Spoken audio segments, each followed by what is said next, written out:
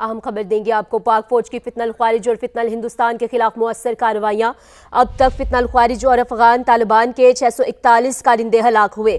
عطا تارڑ کی جانب سے یہ بیان آیا ہے۔ مؤثر کارروائیوں میں فتنہ الخوارج اور افغان طالبان کے 855 کارندے زخمی ہوئے ہیں، جبکہ انہوں نے یہ بھی بتایا کہ پاک فوج کی کارروائیوں میں افغان طالبان رجیم کے 243 چیک پوسٹیں تباہ ہوئی ہیں۔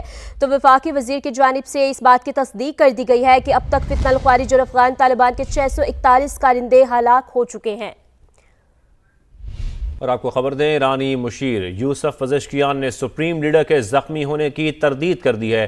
رہبر اعلیٰ بالکل صحت مند اور محفوظ ہیں، میڈیا رپورٹس بے بنیاد ہیں، یوسف پزشکیان کی جانب سے یہ بتایا گیا ہے۔ آپ کو بتائیں کہ نیو یارک ٹائمز نے حملے میں مشتبہ خامنائی کے زخمی ہونے کا دعویٰ کیا تھا، اس کی تردید کی گئی ہے ایرانی مشیر یوسف پزشکیان کی جانب سے۔ انہوں نے کہا کہ سپریم لیڈر کے زخمی ہونے کی میں تردید کرتا ہوں، رہبر اعلیٰ بالکل صحت مند اور محفوظ ہیں، میڈیا رپورٹس بے بنیاد ہیں۔ شمالی کوریا کا کروز میزائل کا کامیاب تجربہ، سپر سونک کروز میزائل بحری جہاز سے داغا گیا۔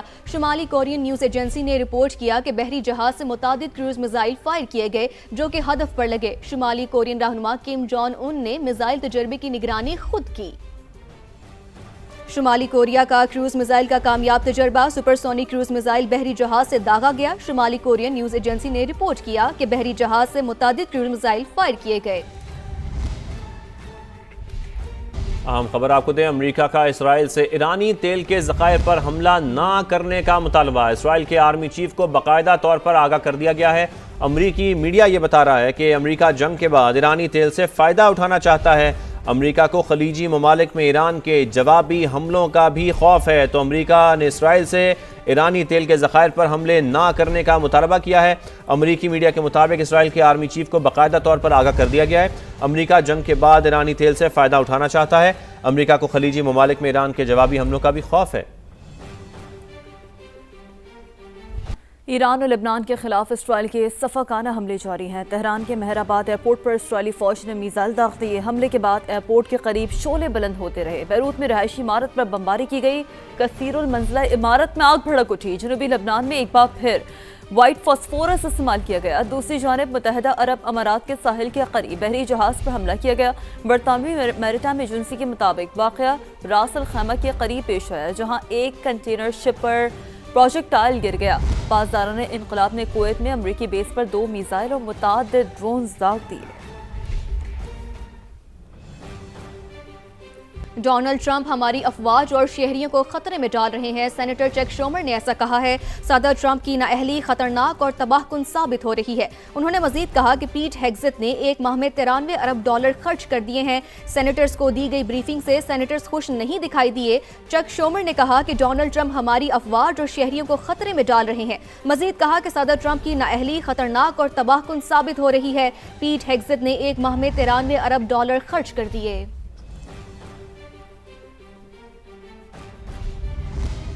پاکستان سٹاک مارکیٹ میں تیزی کا رجحان ہے، مندی میں تبدیل ہوا ہے۔ اب یہ منافع کے لیے فروخت دباؤ نے مارکیٹ میں تیزی کے اثرات زائل کر دیے ہیں۔ مزید جانتے ہیں رضوان عالم سے۔ رضوان، پہلے ہم تیزی دیکھ رہے تھے، اب کیا مندی کا رجحان دیکھا جا رہا ہے مارکیٹ میں؟ جی بالکل، دیکھیں آج پاکستان اسٹاک ایکسچینج میں تیزی ہم نے دیکھی۔ کاروبار کا آغاز بھی 1029 پوائنٹس کی تیزی کے ساتھ ہوا تھا اور ایک موقع پر مارکیٹ میں 2400 سے زائد پوائنٹس کی تیزی بھی ہوئی۔ مارکیٹ میں 1,57,000 اور 1,58,000 پوائنٹس کی 2 حدیں بحال ہوئی تھیں، لیکن اس کے بعد ہم نے مارکیٹ کو سیلنگ پریشر میں آتے ہوئے دیکھا۔ خاص طور سے آئل اینڈ گیس سیکٹر میں ہم نے سیلنگ پریشر دیکھ رہے تھے۔ جب تک ماہرین کا کہنا ہے کہ جب تک مشرق وسطیٰ میں صورتحال جو ہے وہ کمپلیٹلی سیز فائر کی طرف جاتی ہوئی نظر نہیں آتی سرمایہ کاروں کو، اس وقت تک سرمایہ کار جو ہے وہ کوشیس ہیں۔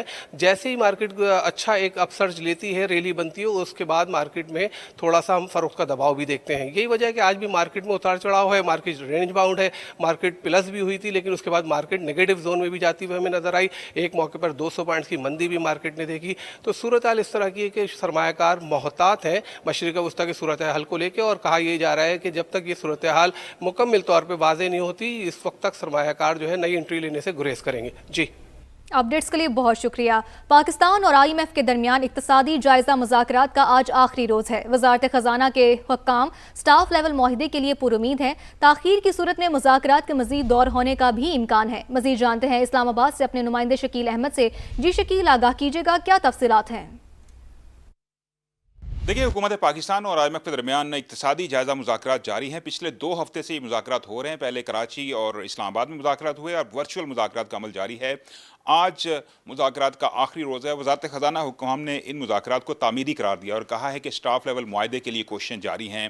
اگر سٹاف لیول ایگریمنٹ ہو گیا تو پاکستان کو IMF بورڈ کی منظوری سے $1.2 ارب کی اگلی قسط ملے گی، لیکن کچھ حل طلب مسائل ہیں۔ اگر آج اتفاق رائے نہ ہوا تو مزید ورچوئل راؤنڈز کرنا پڑیں گے۔ خاص طور پر کچھ تضادات سامنے آئے ہیں حکومت کی پالیسی میں۔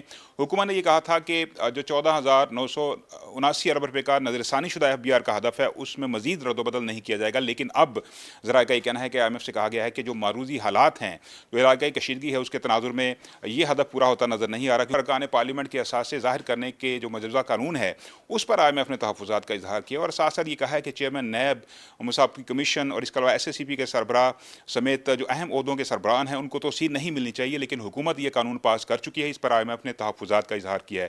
IMF کو بتایا گیا ہے کہ سعودی عرب، UAE اور قطر سمیت جو دوست ممالک سے جو فائنینسنگ ہے، جو پاکستان کے اندر ڈپازٹس ہیں، ان کے رول اوور اور فائنینسنگ میں توسیع کے لیے کوششیں جاری ہیں۔ ایک لانگ ٹرم پلان جو ہے سعودی عرب کے ساتھ ڈسکس کیا گیا ہے اور اس کی منظوری سے IMF کو بھی آگاہ کیا جائے گا۔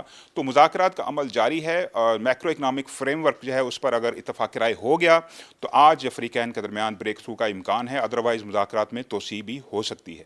جی شکیل، آپ کا شکریہ۔ آپ کو بتائیں کہ خیبر پختونخوا میں محکمہ تعلیم کی ریٹائرڈ ہونے والے DDOs کے آڈٹ ریکارڈ سے متعلق ہدایات جاری کی گئی ہیں۔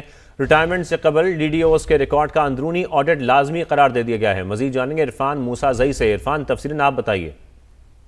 جی بالکل، خیبر پختونخوا محکمہ تعلیم نے جو ہے ریٹائر ہونے والے DDOs کو آڈٹ ریکارڈ سے متعلق اہم حکم نامہ جو ہے وہ جاری کر دیا گیا، جس کے مطابق ریٹائر سے قبل DDOs کے ریکارڈ کا اندرونی آڈٹ جو ہے وہ لازمی قرار دیا گیا ہے۔ اسی طرح جو ہے نو ڈیمانڈ سرٹیفکیٹ جو ہے اس کے اجرا کے لیے تمام ریکارڈ جو ہے وہ بھی مکمل کرنا جو ہے وہ ضروری قرار دیا گیا ہے۔ اسی طرح جو ہے محکمہ تعلیم کے جو ضلعی افسران ہیں ان کو متعلقہ اداروں کو جو ہے وہ فوری طور پر جو ہے ہدایات جاری کرنے تک پہنچانے کا حکم بھی دیا گیا ہے۔ اسی طرح یہ بھی کہا گیا ہے جو حکم نامہ جاری کیا ہے کہ ریٹائر ہونے والے افسران کے پینشن کیسز میں تاخیر روکنے کے لیے جو ہے یہ اقدامات کیے گئے ہیں، جبکہ اسکولوں اور دفاتر میں تعینات DDOs کا مکمل آڈٹ ریکارڈ تیار کرنے کی بھی ہدایت کی گئی ہے۔ عرفان، بہت شکریہ آپ کا۔